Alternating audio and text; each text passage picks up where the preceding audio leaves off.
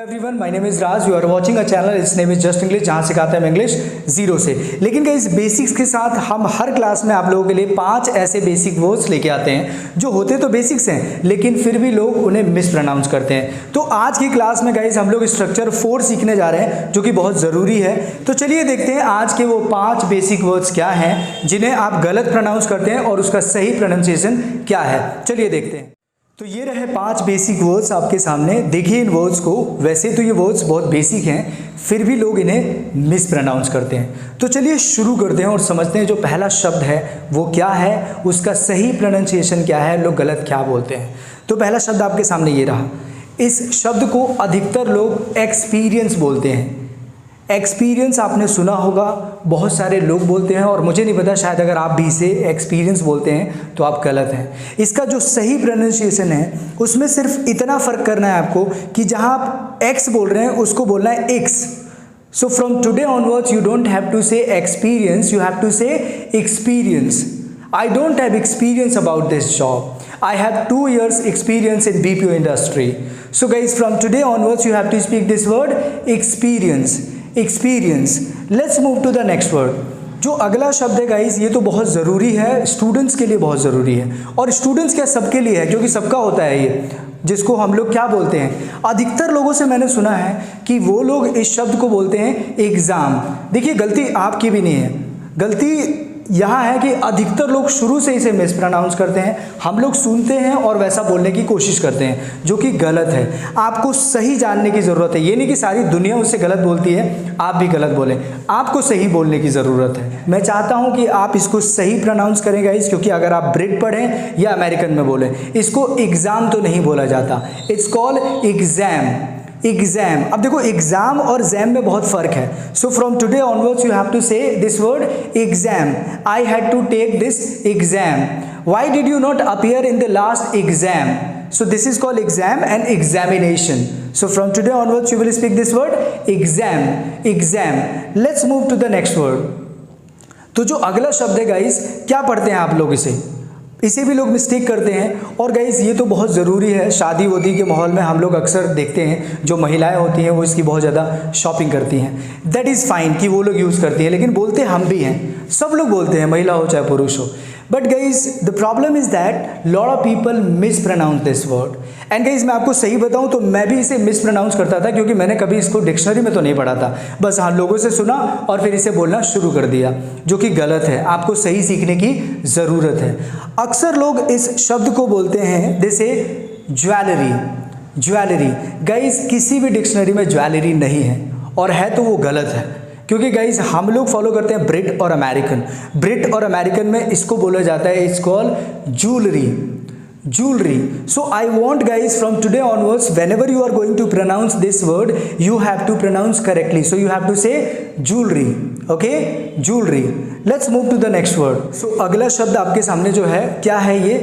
इसे तो हम लोग इस्तेमाल करते हैं और आज के समय में इसकी बहुत ज़्यादा ज़रूरत है, तो हमें ये टैबलेट में या फिर किसी न किसी तरीके से ये लेना बहुत ज़रूरत होता है। ओके, अब बात ये आती है कि इस शब्द को आप प्रोनाउंस क्या करते हैं। गाइस मैंने शुरू से सुना था लोग इसको विटामिन विटामिन करके बोलते थे, बहुत सारे लोगों ने सुधार लिया। अगर आप भी इसे विटामिन बोलते हैं तो इसे सुधार लीजिए। आपको इसे बोलना होता है, इसके 2 साउंड है। आप इसको बोल सकते हैं, एक तो वाइटमिन या फिर विटामिन। वाइटमिन या vitamin. So from today onwards you have to say vitamin या फिर vitamin. You are required to take some medicine of vitamin C. So guys from today onwards you have to pronounce this word, it's called vitamin या फिर vitamin. Don't say vitamin.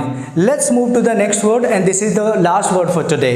So guys ये जो है ये तो बहुत ज़रूरी है, क्योंकि गाइज अगर आप इंग्लिश सीख रहे हैं आपको इस वर्ड को सबसे पहले सीखना पड़ता है, और इसके बिना तो आप किसी भी लैंग्वेज को नहीं बोल सकते। तो इसके बेसिक्स तो आपको आने चाहिए। लेकिन बात आती है हिंदी में, हम व्याकरण तो सही बोल लेते हैं, लेकिन बात आती है जब इसको पढ़ने की, तो बहुत सारे लोग क्या, बहुत सारे टीचर्स भी मिस प्रोनाउंस कर देते हैं। सो इसको बोलना होता है आपको, इट्स कॉल्ड ग्रामर। ग्रामर। मुझे पता है बहुत सारे लोग इसको ग्रामर बोलते हैं, लेकिन गाइस प्लीज़ आप लोग मत बोलिए, क्योंकि ऐसा कहीं भी रिटर्न में नहीं है और ब्रिट अमेरिकन में तो है ही नहीं। So you have to pronounce this word from today onwards grammar. You need to learn some basics grammar if you want to learn any language. So this is all guys today about the 5 words, and I hope guys from today onwards you will try to pronounce these words correctly. Now let's move to the class. आज की class जो होने जा रही है guys उसमें हम लोग सीखने जा रहे हैं स्ट्रक्चर 4, जो कि हम आज ही शुरू करने जा रहे हैं। तो चलिए समझते हैं स्ट्रक्चर 4 क्या है और इसे सीखते हैं। आइए तो चलिए शुरू करते हैं आज की क्लास। आज हम लोग सीखने जा रहे हैं स्ट्रक्चर 4 और आज ही शुरू करने जा रहे हैं स्ट्रक्चर 4। अब तक आप लोगों ने जो स्ट्रक्चर सीखे हैं वो आपने सीख लिया, 0 स्ट्रक्चर, उसके बाद आपने सीखा फर्स्ट स्ट्रक्चर, सेकेंड और थर्ड। आज शुरू करने जा रहे हैं फोर्थ। तो फोर्थ का सीखने जा रहे हैं हम आज ए। तो स्ट्रक्चर क्या है? स्ट्रक्चर है सब्जेक्ट प्लस हैज है plus noun, pronoun, adjective and adverb. इसमें किस प्रकार के सेंटेंसेस आते हैं? जैसे कि सब्जेक्ट के पास कुछ है या सब्जेक्ट कुछ रखता है, यानी इस स्ट्रक्चर का इस्तेमाल हम करते हैं जब हमें किसी चीज़ के लिए ऑनरशिप को दिखाना होता है, मालिकाना हक दिखाना होता है। तो कैसे सेंटेंसेस आएंगे समझ लेते हैं। तो कुछ एग्जांपल्स ले लेते हैं और जान लेते हैं। अगर आप इस स्ट्रक्चर को समझ पाएंगे तो इस प्रकार के सेंटेंसेस को आसानी से ट्रांसलेट कर पाएंगे। जैसे कि मेरे पास पैसे हैं, मेरे पास पैसे नहीं हैं। क्या तुम्हारे पास मेरे लिए समय है? उसके पास बहुत सारे पैसे हैं। मेरे पास दोस्त नहीं है, मेरे पास जॉब नहीं है। यानी इस प्रकार के जो भी सेंटेंसेस होंगे जिसमें आप लोग इस प्रकार के सेंटेंसेस को बोलते हैं, अगर आप इस स्ट्रक्चर को समझ लेंगे तो इस प्रकार के किसी भी सेंटेंस को आसानी से ट्रांसलेट कर लेंगे। तो चलिए समझते हैं इस स्ट्रक्चर को। तो ये रहा स्ट्रक्चर आपके सामने। स्ट्रक्चर है subject plus has, have plus noun, pronoun, adjective, adverb. अगर आपको नहीं पता कि नाउन, प्रोनाउन, एडजेक्टिव, एडवर्ब क्या है, मैं कहूँगा गाइस अभी भी मैं कहना चाहूँगा कि आप लोग मेरी वीडियोस को डे 1 से देखना शुरू कर दीजिए। आई अश्योर यू गाइस आपको हर चीज़ समझ आएगी, क्योंकि हम लोग यहाँ आपको 0 से हर चीज़ पढ़ाने की कोशिश कर रहे हैं। तो स्ट्रक्चर आपके सामने ये रहा। अब अगर हम एक सेंटेंस को ले लेते हैं कि जैसे कि मेरे पास पैसे हैं, तो इसकी इंग्लिश क्या होगी? मेरे पास पैसे हैं, आई हैव मनी। तो ये रहा स्ट्रक्चर, मेरे पास पैसे हैं, आई हैव मनी। अगर यही सेंटेंस नेगेटिव में हो जाए कि मेरे पास पैसे नहीं हैं, तो क्या चाहिए आपको? नेगेटिव रूल चाहिए, जो ये रहा आपके सामने। तो क्या हो जाएगा इसका English? I don't have money. फिर सेंटेंस हो जाए इंट्रोगेटिव में, तो इंट्रोगेटिव रूल चाहिए, जो आपके सामने ये रहा। तो क्या हो जाएगा सेंटेंस? क्या मेरे पास पैसे हैं? इंग्लिश क्या हो जाएगा? Do I have money. यही इंट्रोगेटिव नेगेटिव में हो जाए, क्या मेरे पास पैसे नहीं हैं? So do I not have money. Sentence हो जाए मेरे पास पैसे क्यों हैं, तो ये WH हो गया। तो WH सेंटेंस के लिए आपको WH रूल चाहिए होता है, जो आपके सामने ये रहा। तो ट्रांसलेशन क्या होगा कि मेरे पास पैसे क्यों हैं? So why do I have money. WH negative में क्या होगा इसका? मेरे पास पैसे क्यों नहीं हैं? Why do I not have money. अब करते क्या है कि हर बार की तरह से इस वीडियो को यहीं पॉज कर दीजिए और समझने की कोशिश कीजिए। तो ये रहे वो 6 सेंटेंसेस और ये रहे वो 6 रूल्स और ये रहे उन 6 सेंटेंसेस का इंग्लिश ट्रांसलेशन। इस वीडियो को यहीं पॉज कर दीजिए और समझने की कोशिश कीजिए कि ये जो 6 सेंटेंसेस हैं ये ट्रांसलेट कैसे हुए हैं, क्योंकि दुनिया में सारे सेंटेंसेस 6 ही प्रकार से होते हैं अगर बात स्पोकन की हो। ये समझ आ जाएगा अगर आपने बेसिक क्लास मेरा देखा हो। सो आई होप गाइज आपको क्लास समझ आई होगी। अगर कहीं भी आपको दिक्कत हो रही है तो आप वीडियो को फिर से प्ले करके देख लीजिए, क्योंकि 6 सेंटेंसेस में ही सब कुछ है, उसी से हम हर प्रकार के सेंटेंस को ट्रांसलेट कर पाएंगे। अब क्या करते हैं, कुछ और एग्जांपल्स ले लेते हैं ताकि आपको समझ आ जाए और बेहतर। तो जैसे कि अगर सेंटेंस हो जाए कि मेरे पास पैसे हैं, जो हमने अभी सीखा, तो क्या होगा इसकी इंग्लिश? I have money. अगर आपके पास सेंटेंस हो जाए मेरे दोस्त नहीं है या मेरे पास दोस्त नहीं है, so I don't have friends. अगर आपको बोलना हो किसी को कि मेरे पास समय नहीं है, तो क्या होगी इसकी English? I don't have time. अगर सेंटेंस हो जाए कि मेरे पास तुम्हारे लिए समय नहीं है, so I don't have time for you. अगर सेंटेंस हो जाए कि तुम्हारे कितने दोस्त हैं, यानी तुम्हारे पास कितने दोस्त हैं, क्या होगी इसकी English? How many friends do you have. अगर सेंटेंस हो जाए कि क्या तुम्हारे पास लाल कलर की शर्ट है, तो क्या होगी इसकी English? Do you have shirt of red colour. इस प्रकार का सेंटेंस हो जाएगा।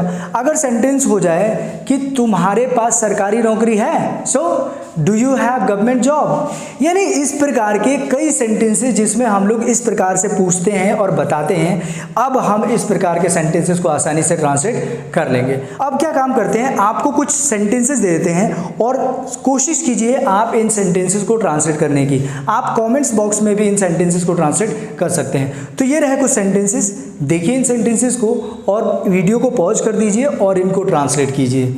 मिलेंगे अगली क्लास में आपसे नए वीडियो के साथ और एक नए स्ट्रक्चर के साथ जो स्ट्रक्चर 4 का ही हिस्सा होगा। आज के लिए इतना ही। आई होप गाइस आपको क्लासेस समझ आ रही हैं। एक काम जरूर कर दीजिए, इस वीडियो को अगर आप देख रहे हैं तो प्लीज़ शेयर भी कर दीजिए ताकि बाकी लोगों को भी सीखने का मौका मिले। And guys if you are first time on this channel, please subscribe this because this is something you can do for us because we are doing a lot for you. So this is all guys for today. We will meet now in next class with a beautiful structure. Thank you so much for watching this channel. Have a nice time. Bye bye.